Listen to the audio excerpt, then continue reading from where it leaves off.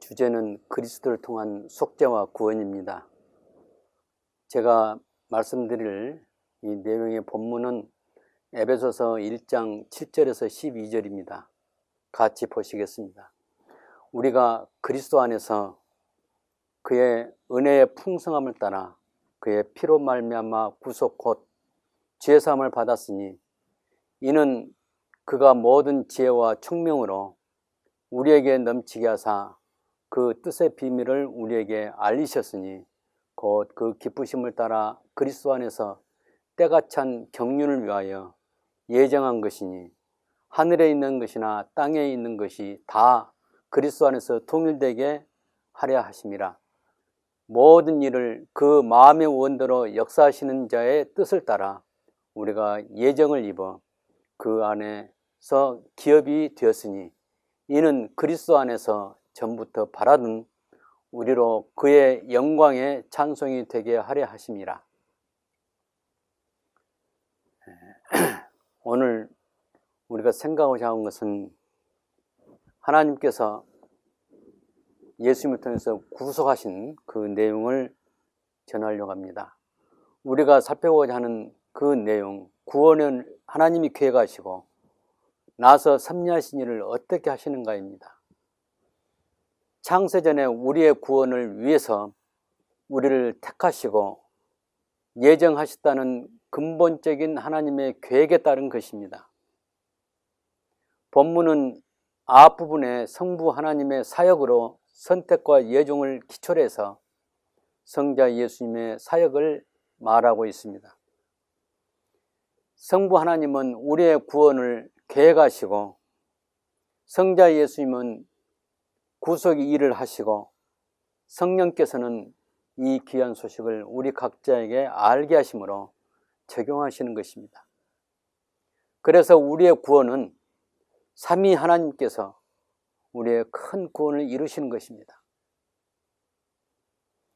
우리 신앙에서 가장 중요한 부분이 있다면 예수님과 나와의 관계입니다. 예수님이 왜 나를 위해서 십자가에 지셔야 했고 왜 그분이 나의 주님이시며 나는 그분의 야인가가 이루어져야 하는 것입니다. 예수님이 자신을 설명하실 때 분명한 것은 나로 말미암지 않고는 아버지께로 올 자가 없느니라. 요한복음 14장 6절에 이렇게 말씀하십니다. 예수님이 십자가를 지신 것은 자기의 양을 구원하기 위해서입니다. 그러므로 예수님과 나와의 관계가 양과 목자의 관계여야 합니다. 예수님과 나의 관계는 생명의 관계이며 인격적으로 서로 아는 바가 되는 관계입니다. 우리가 예수님을 아는 것이 일방적으로 예수님과 관계없이 지식적으로 아는 것이 아닙니다. 사람들은 지식적으로 아는 것으로 자신이 예수님을 안다고 말하고 있는 것입니다. 지금 이 말씀을 듣는 여러분이 생각할 때 과연 나는 예수님과 양의 관계인가? 이것을 확인해야 할 것입니다. 그 이유는 이 관계가 이루어지지 않고서는 수십 년간 교회에 출석한 것은 자신의 구원과는 아무런 관계가 없기 때문입니다. 예수님은 우리가 하나님께 가는 유일한 길이십니다. 예수님이 육신을 입고 지상에 잠깐 계신 것은 우리를 하나님께 인도하기 위해서였습니다. 나의 하나님이 계획하신 구원에 이르기 위해서는 예수님을 통해서 십자가의 속죄가 있어야 한다는 것입니다. 삼위 하나님께서 이 방법 외에는 죄에서 벗어날 방법이 없다는 것을 아셨기 때문입니다. 그리고 그에 대한 해결책으로 성자 예수님을 이 땅에 보내신 것입니다. 성자 예수님은 구약에서 유월절의 어린 양과 같이 우리를 구속하기 위한 제물이 되시기 위해서 오신 것입니다. 구약에서처럼 계속 드리는 제사가 아니라 단번에 드려져서 더 이상 드릴 필요가 없는 마지막 제물이 되시고 마지막 제사를 이루신 것입니다. 구약에서 속죄의 기준은 6월절 어린 양의 피로 구원된 사건이라면 신약에서는 모든 이방 족속 중에 있는 하나님의 잃어버린 자, 그 택한 백성을 구원하는 예수님의 십자가가 속죄의 기준이 되는 것입니다. 하나님의 택한 백성은 그들을 향한 예수님의 구속의 은혜를 힘입어서 구원이 되는 것입니다. 시대마다 나타나는 하나님의 택한 백성은 이미 십자가에서 속죄의 제물이신 예수님의 보혈의 근거에서 죄가 사해지고 구원된 것입니다. 우리가 구원된 것은 어린 양처럼 제물이 되신 예수님의 피로 속죄가 되었기 때문입니다. 그것이 바로 나의 공로는 없으나 예수의 공로로 구원된 것입니다. 그런데 오늘날 어떤 사람은 자기의 위대한 업적 때문에, 다시 말하면 공로로 구원되는 줄을 아는 사람이 있습니다. 우리의 구원은 100% 하나님의 사랑과 예수 그리스도의 은혜로 되어지는 것입니다. 그리고 우리는 직분이 구원하게 하는 것이 아니란 것을 알아야 할 것입니다. 그 이전에 내가 어떻게 믿음으로 구원된 것을 알고서 하나님 교회의 일원이 되고 직무를 담당하기 위해서 직분을 간다는 것을 알아야 할 것입니다. 많은 사람들이 나는 어느 교회 안수집사니까, 아니면 어느 교회 장로 또는 권사이니까 구원을 받았다고 믿는다면 이는 아직 성경의 참 복음에 대해서 모르는 사람입니다. 실제로 교회에 출석하는 사람들은 만나보면 그들의 신앙관이 그저 교회에 출석하여 세례를 받으면 하나님의 자녀가 되고 구원을 받았다고 믿는 것입니다. 그러면서 나는 집사니까, 아니면 나는 권사니까 그렇게 해서 직분이 구원의 증거가 되는 것처럼 알고 있는 사람이 많으며, 또 어떤 사람은 자기 공로로 구원을 받았다고 하는 사람이 많이 있습니다. 예를 들면 내가 40년간 교회를 다녔으니까, 또는 내가 헌금을 많이 드렸으니까, 매주일 헌금했으니까, 그렇게 하면서 어느 교회와 선교단체를 섬긴 것이 구원의 증거로 알고 있는 사람들이 많이 있습니다. 그러나 성경은 오직 예수님의 보혈을 통해서 속죄함을 받고 그 은혜 안에 들어있어야 구원된다고 말합니다. 그러므로 성자 예수님의 십자가에서의 구속사역이 필수이며 우리의 구주가 되시는 믿음의 필수인 것입니다. 예수님께서 지상에 계실 때 많은 일을 하셨습니다. 예를 들면 병자도 고치고 기적을 행하셨습니다. 심지어 죽은 자를 살리시기도 했습니다. 이와 같이 행하신 것은 자신이 권세 있으신 하나님이란 것을 증명하시기 위해서였습니다. 그렇지만 그와 같은 사역이 자신이 우리에게 어떤 분이라는 것을 증명하시는 데 필요하지만 그분의 절대기고 궁극적인 목적은 십자가에서 피를 흘리시고 죽으신 일, 바로 우리를 구원하기 위한 일이었습니다. 사람들은 예수님의 십자가를 보지 않고 그의 행하신 일, 그 병자를 고치고 보리떡 5개로 먹이신 것만 보고 있습니다. 그러면서 사람들은 예수님처럼 병자를 치료하고 구제사역을 해야 한다고 말합니다. 물론 그렇게 하는 것은 나쁜 것은 아닙니다. 그것을 하는 것이 바로 신앙이라고 믿는 그 사람이 있는데 이것이 잘못되었습니다. 그리고 그러한 일을 했기 때문에 하나님께서 구원하신다고 믿는 사람이 우리 주위에 많이 있는 것입니다. 그러한 생각은 곧 예수님의 십자가를 못 오가는 것이 됩니다. 이러한 생각을 하는 사람은 소위 자유주의 신앙에 속한 사람, 그 진보적인 신앙을 가지고 있는 사람들이 여기에 속합니다. 예수님을 보내신 목적은 십자가의 피로 죄를 사하시고 구원하기 위해서이지 어떤 선한 행동을 보여주시기 위해서 그것이 아닙니다. 예수님은 하나님이 우리의 각자를 하나님의 아들로 계획하신 그 계획을 이루시기 위해서 오셨습니다. 하나님 편에서 볼 때 어쩔 수 없이 반드시 아들을 희생시켜서 그 피를 가지고 속죄하는 일을 감당하시는 것입니다. 다시 말하면 자기의 택하신 자녀들을 구원하는 데는 독생자를 십자가에 죽게 하시는 길을 하나님이 선택하셨습니다. 예수님은 이 일을 이루시기 위해서 오신 것입니다. 하나님의 속죄의 원칙은 피 흘림입니다. 그러므로 히브리서 9장 22절에 피 흘림이 없이 사함이 없느니라 이렇게 말씀하십니다. 이 말씀을 통해서 예수님은 나의 속죄와 구원을 이루신 것이고 그것을 위해서 육신으로 오셨습니다. 그리고 십자가에서 죽으셨습니다. 죄가 용서되기 위해서는 그 죄값을 치러야 하는데 하나님이 대신 치러주신 것입니다. 구약에서 양이 제물이 돼서 피를 흘린 것처럼 예수님이 속죄하는 어린 양이 예수님이 스스로 속죄하는 어린 양이 되심으로 말미암아 영원한 속죄를 이루신 것입니다.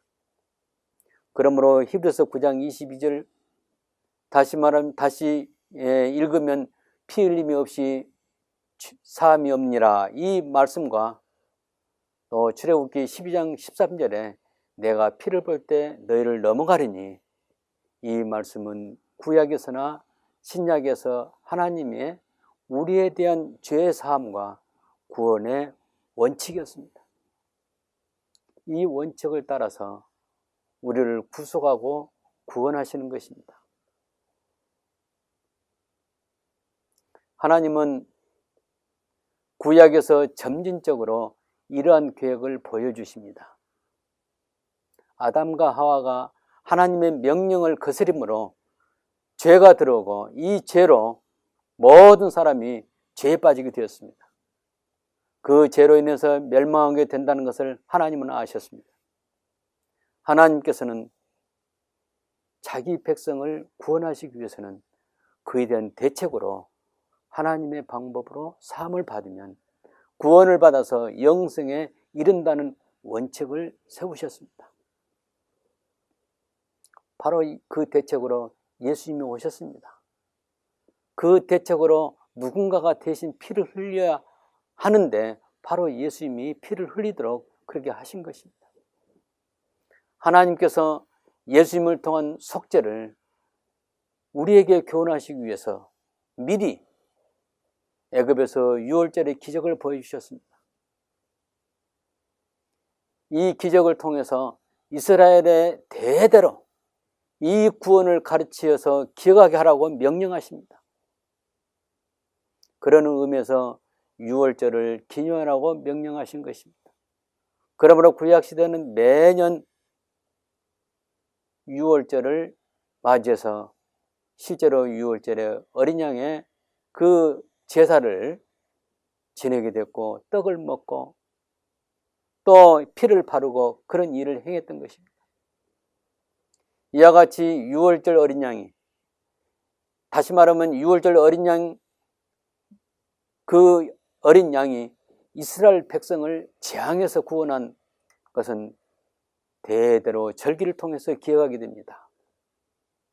예수님이 오실 때까지 속죄의 은혜를 기억하기 위해서 그 절기를 행한 것입니다.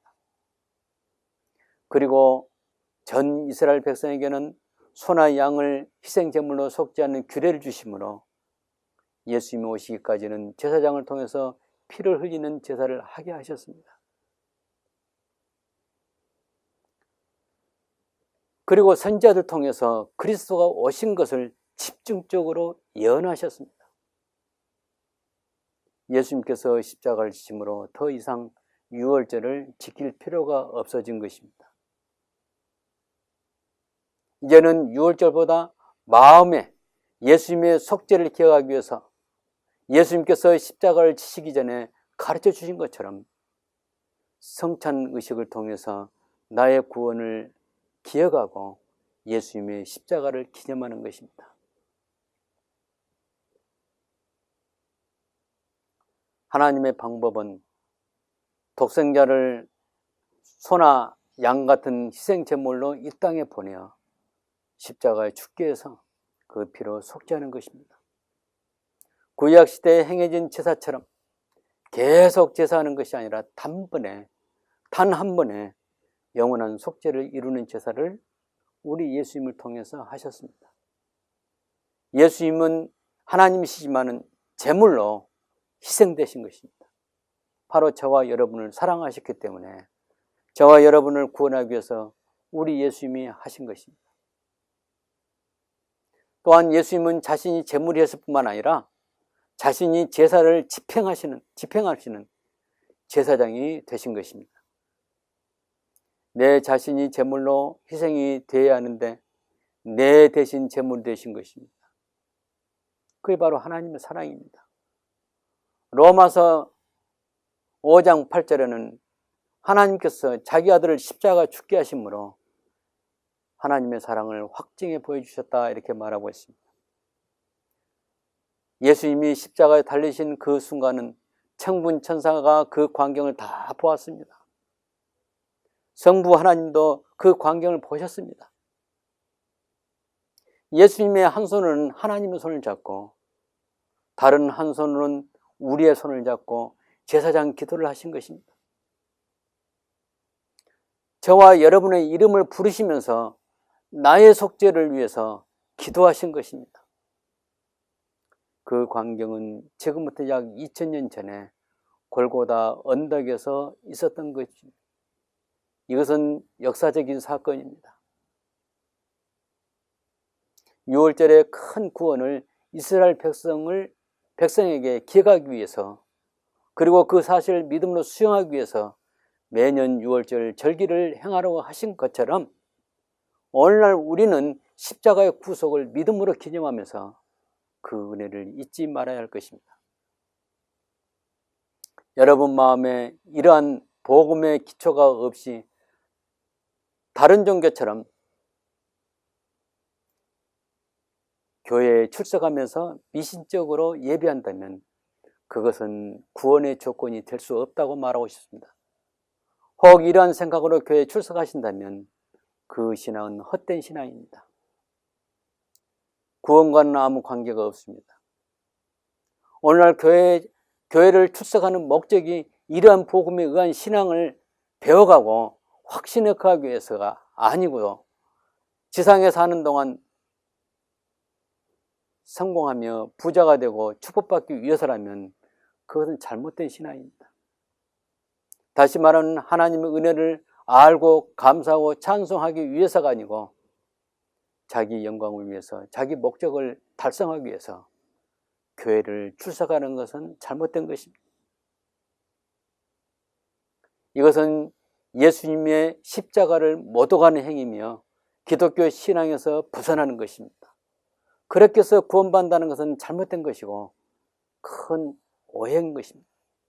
오늘 우리는 하나님 편에서 볼 때 소망이 없었는데 하나님의 크신 사랑과 크신 은혜로 선택을 받아서 나를 위해 대신 속죄의 제물로 돌아가신 예수님을 만나게 된 것입니다.